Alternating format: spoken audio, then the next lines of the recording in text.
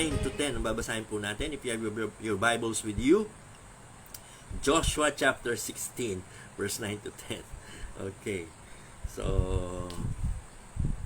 ito po ang sabi ng salita ng Diyos. And the separate cities for the children of Ephraim were among the inheritance of the children of Manasseh. All the cities were with their villages.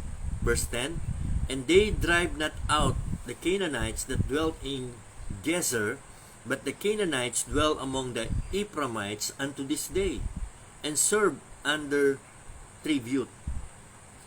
So, dito po sa Joshua chapter 16, it tells us what land Ephraim received by Lot, and then closes with Ephraim's failure to completely drive out the Canaanites as God has commanded. So, this morning, the title of our devotion is The Failure of Ephraim. The Failure of Ephraim. At sana sa umagang ito, as we look at this failure, we will not commit the same mistake in our life. So, ano po ba ang naging failure nitong Ephraim? Ang sabi po rito sa verse 10, They drive not out the Canaanites that dwelt in Gezer, but dwell among the Ephraimites and serve under tribute. That word tribute means forced labor.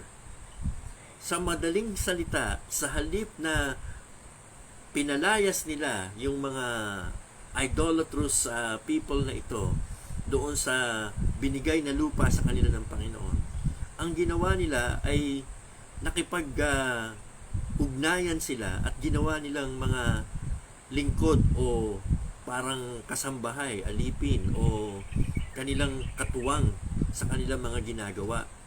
Ginamit nila ang mga taong ito para sa kanilang kapakinabangan sa halip na sinunod nila ang sinabi ng Diyos na ito'y palayasin at huwag kalingain.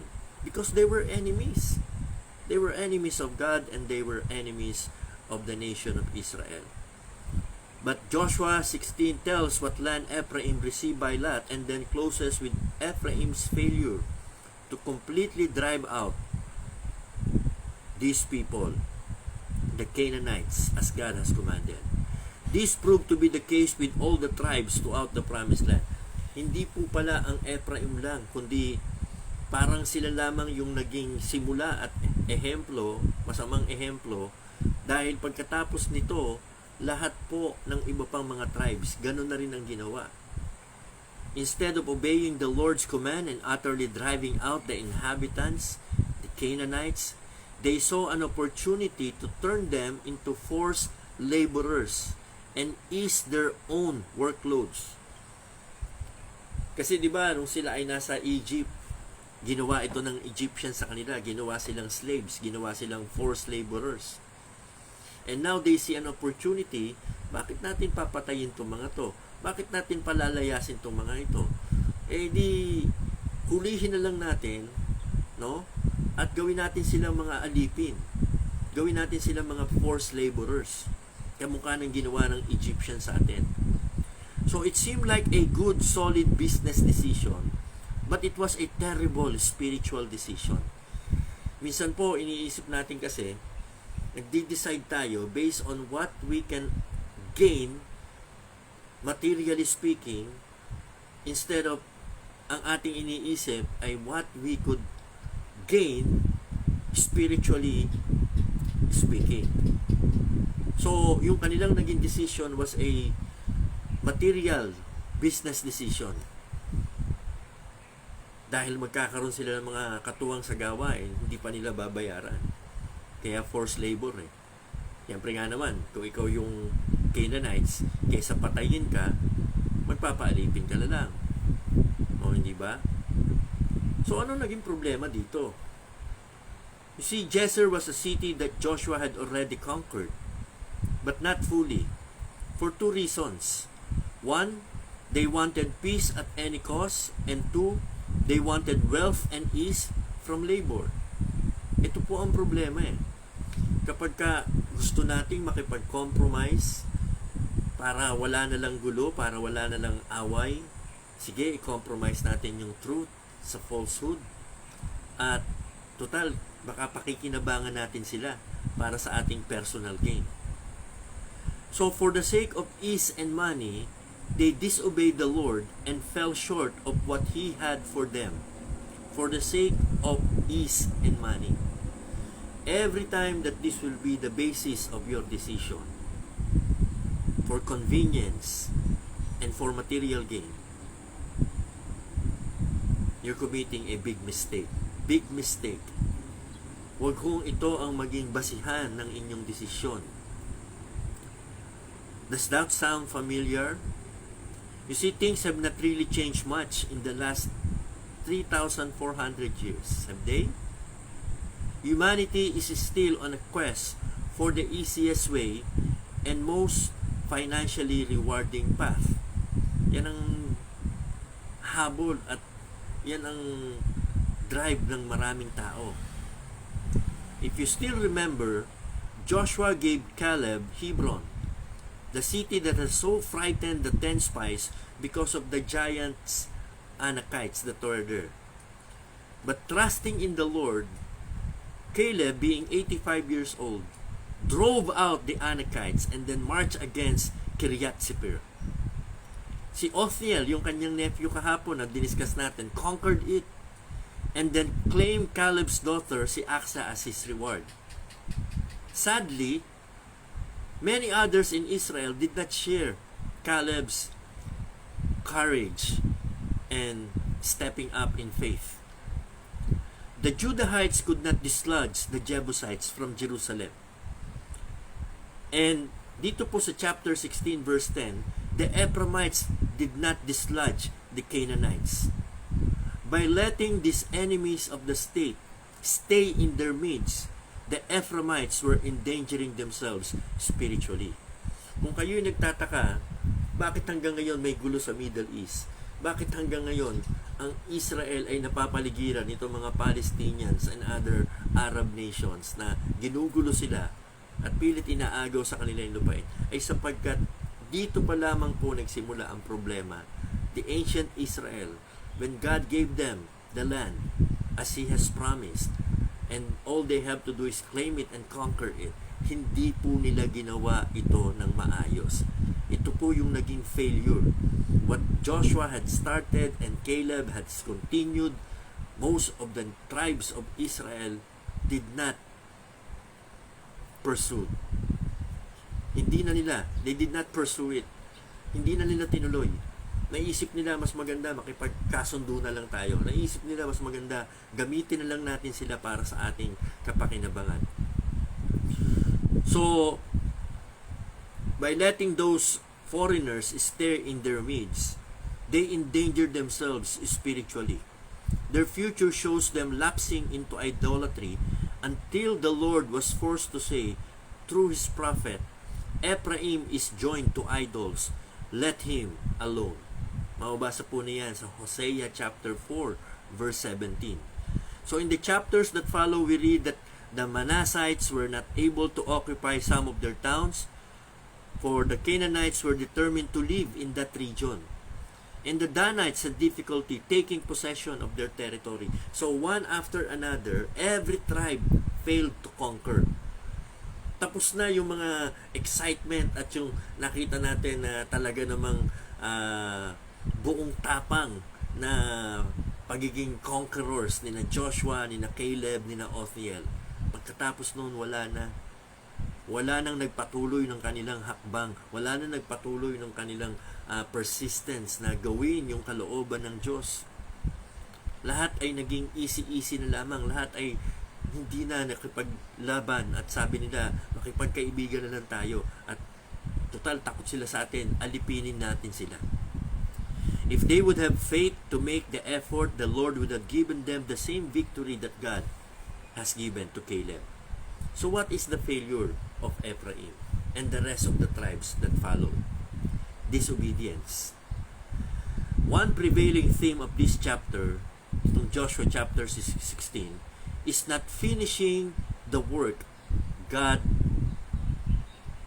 intended for them to do. Hindi po nila tinapos yung gawain na inintensyon ng Diyos para sa kanila. Israel was ready to divide up the land among the tribes, but we find there were enemies yet to be conquered in the land. It appears that some of the Israelites wanted to spare the Canaanites because of a false sense of mercy and security na kinaawaan nila, at sa isa pang banda, pakikinabangan naman nila. It seemed humanitarian to spare them. And hindi lamang humanitarian, kundi pabor sa kanila economically. It will make their life comfortable. Kasi meron silang mga katulong eh. Sino bang ayaw ng katulong? Sino bang ayaw ng may tagagawa at may utusan ka? This thinking was faulty because of several reasons. Number one, God always does what is right. Huwag po ninyong questionin yan. Na sasabihin nyo, teka, baka mali naman ng Diyos sa bagay nito. Hindi ho nagkakamali ang Diyos. God does what is right. Always keep that in mind. Never question that. Never say, baka naman itong sinabi na ito sa Bible ay hindi na napapanahon. Baka naman mali na ito ngayon. Hindi ho eh. Yung mga nababasa nyo sa Bible, timeless truths yan. Hindi yan nagbabago. Hindi yan tama noon, mali na ngayon. Hindi ho ganoon. Yung tama noon hanggang ngayon tama pa. Yung mali noon hanggang ngayon mali pa. Because there were timeless truths of God. Number two, there were other people who had been completely destroyed. An example of this was that of the story of Noah and his family. Noong ang Diyos ay kumilos at humusga sa buong mundo noon, hindi pinairal ni Joshua yung kanyang emosyon. Hindi pinairal ni Noah yung kanyang damdamin at sasabihin niya, teka, kawawa naman itong mga tao na ito, pasasakayin ko na sila. Hindi. Ang Diyos ang nagsarado ng ark, and there's nothing He can do about it. Sa panahon ni Abraham, yung Sodom and Gomorrah, nung hinusgahan ng Diyos itong bayan na ito, wala nang nagawa si Abraham. You see, hindi pwedeng ang paiiralin po natin emosyon. Gustong puntahan ni Abraham si Lot at siya ang mag-rescue kay Lot. Pero hindi. Ang nag-rescue kay Lot ay yung angel, at yung angel ay stricto sa kanyang patakaran. Sabi, huwag kayong lilingon kung hindi may mangyayari sa inyo. At lumingon yung asawa ni Lot, at si asawa ni Lot naging pillar of salt. So, may mga pinagagawa sa atin ng Diyos na minsan parang gusto nating questionin at pagtakahan natin, bakit ganon? At kung paiiralin natin yung ating emosyon, we will fail to obey God fully. Tandaan po natin, disobedience is synonymous with obedience that is partial. Ibig sabihin, kung sumunod ka na buo-buo. Hindi yung susunod ka partially, because partial obedience is equivalent to disobedience. Naalala niya si Saul, pinapupuksa sa kanya ng Diyos ang lahat ng Amalekites, pero hindi niya pinuksa lahat, hindi niya pinatay lahat. Tinira niya yung magaganda at mga gwapo at yung mga mapakikinabangan. Ang pinatay niya lang yung mga pangit. Buti na lang, wala tayo sa panahon na yun, kundi baka isa tayo sa mga napas lang. O confident ka na hindi ka papaslangin ni Saul kasi maganda ka at gwapo ka. Pero hindi ginawa ni Saul yung pinagagawa ng Diyos. Yung kanyang naging pagsunod sa Diyos, partial. Ganon din po ang Ephraimites. Ganon din po ang the rest of the tribes. Ang sumunod lang ng buong buo sa Diyos, si Joshua at itong si Caleb. Talagang iba tong dalawang lalaki na ito eh. Galing pa ito sa first generation ng Israelites. Ngayon nasa second generation na sila. Ang naging matibay lamang na naging bunga ni Joshua at ni Caleb, si Othniel. They wholly followed the Lord. But the rest of them, the Ephraimites and the other tribes, the rest of the second generation of Israelites, they did not fully follow the Lord. Partial, yes, but that's not enough to God. Kaya po mga minamahal, throughout this section of Scripture, you will notice that God's people did not obey God fully. It is hard to understand how they could be so blatantly disobedient. Perhaps One reason was because of their materialistic mindset. They thought more about what money could do for them than in being obedient to the Lord. As a result, many of the Israelites captured the people and put them to work. Another possible reason the Israelites did not completely destroy their enemy was that they wanted to receive God's blessing without exerting themselves any effort. An example of this was when the children of Joseph complained that they were not given enough land for being such a great people. Nagreklamo yung tribe ni Joseph, sabi, ba't hindi mo kami binigyan ng malaking lupain? Ang sabi sa kanila ni Joshua, gusto niyo ng malaking lupain? Sige, conquer it. Earn it. Do something about it. Gusto nila dole out eh. Gusto nila si Joshua makikipaglaban at gusto nila ibibigay lang sa kanila ni Joshua. Sabi sa kanila ni Joshua, gusto niyo ng mas malaki? Naliliitan kayo sa binigay ko? Edi go ahead. Conquer. Claim. Do something about it. Drive the Canaanites. Pero hindi. Ayaw nila. Gusto nila si Joshua ang gumawa. What lazy people are these? Maraming mga ganyan mga tao, kahit mga Kristiyano. Gusto ng blessing pero ayaw gumawa. Gusto ng pagpapala pero ayaw magsikap. Totoo po yung nasa Diyos ang awa, nasa tao ang gawa when it comes to our physical and our success here on earth. Mali lang naman yun sa salvation eh. Mali lang naman yun sa pagpunta sa langit. Kasi sa pagpunta sa langit, it is purely by grace and all of grace. Hindi pwede gawa sa kaligtasan. Because salvation is not by works. Salvation is by grace, through faith, not of works, lest any man should boast.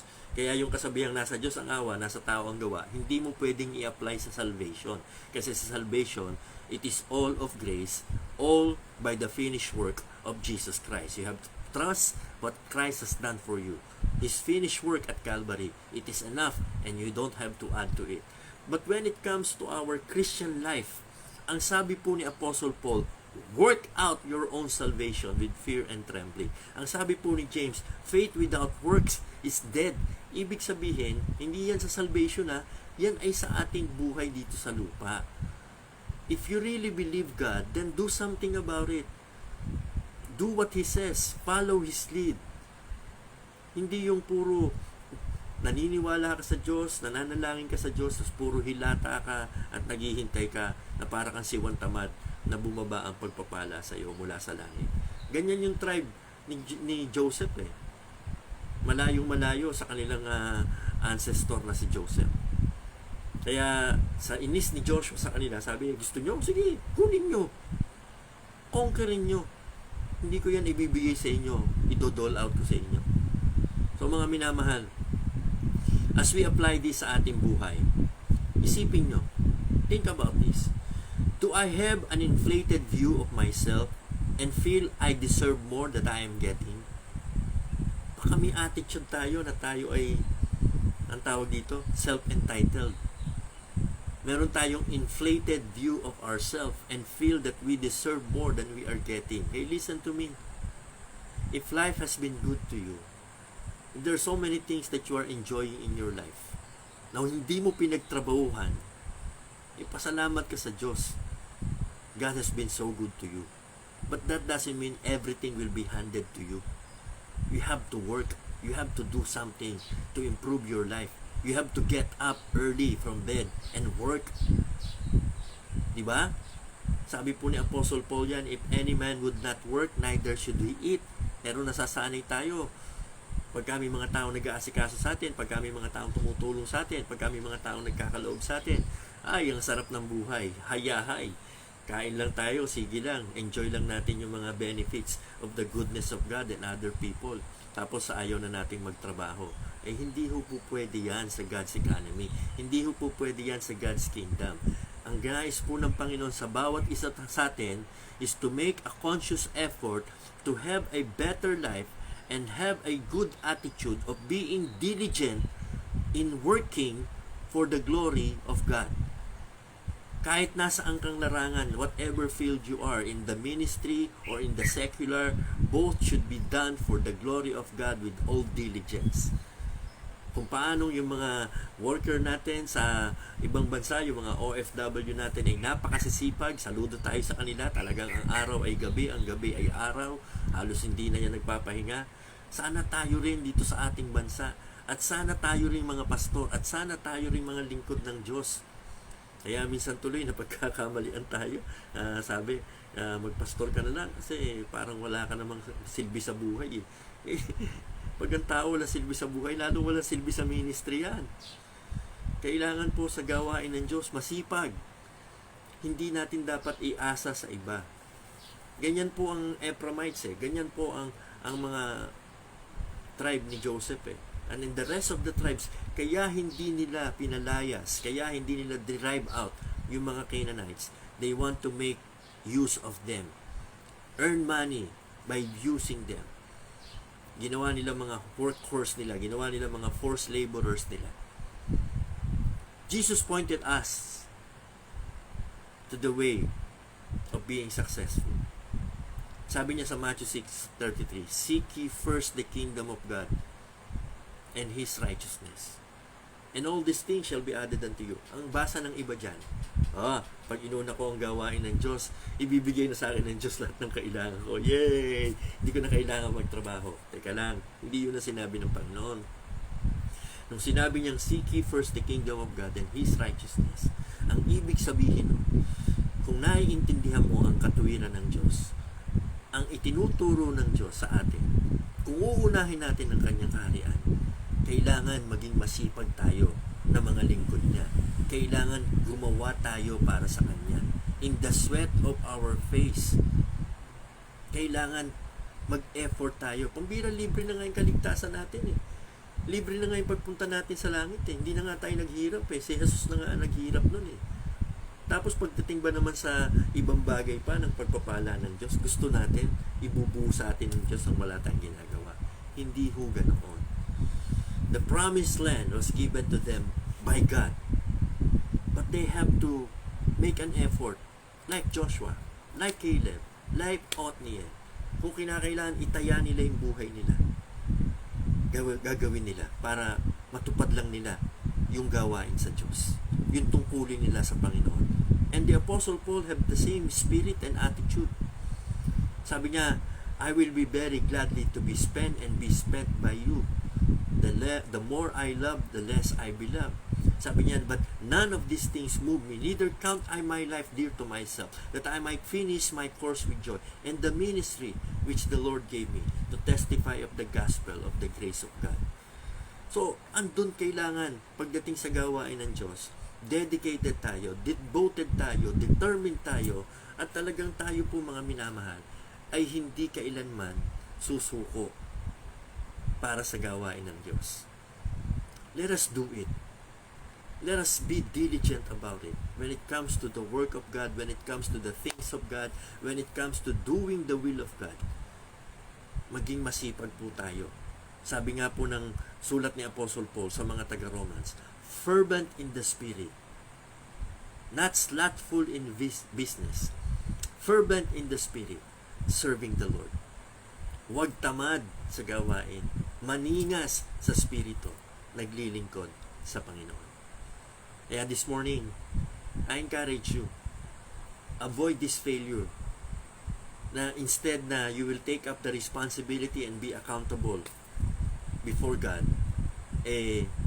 iisipin mo yung comfort at hahayaan mong yung iba ang magtrabaho para sa iyo. This is the failure of the Ephraimites and the failure of the rest of the tribes of Israel. Instead na sinunod nila ang Diyos at nagsikap sila na i-claim yung buong promised land, hindi nila ginawa sapagkat nakita nila ang opportunity na yung mga Canaanites gawin nila mga servants nila, and then it will make their life easy. Tandaan nyo sa pagsunod natin sa Diyos, it's not an easy road. We are traveling. It will have to take sacrifice. It will have to take effort talaga. Yun talagang sabi nga ni Apostle Paul, mga minamahal, serving the Lord with all humility of mind, with many tears and temptation. Andyan yan eh. May sakripisyo. Kung kinakailangan lumuha. Kung kinakailangan humarap sa maraming pagsubok. Pero purihin ang Panginoon. He will bless you tremendously if you will obey Him fully. This is Pastor Jess Marasigan. At sana sa umagang ito, if you haven't trusted Jesus Christ yet as your Lord and Savior, please be reminded, please be informed. There's no other way to get to heaven but through Jesus Christ, our Lord. Not by works of righteousness, which you can do, but according to His mercy, He will save you. So come to Jesus and let Him be the Savior of your life. Tayo po'y manalangin. At kung ikaw ay may pangangailangan sa iyong kaluluwa o sa iyong pisikal na buhay, pagkatiwala mo yan sa Panginoon. He is a very reliable God. Let us pray. Father in heaven, thank you sa umaga.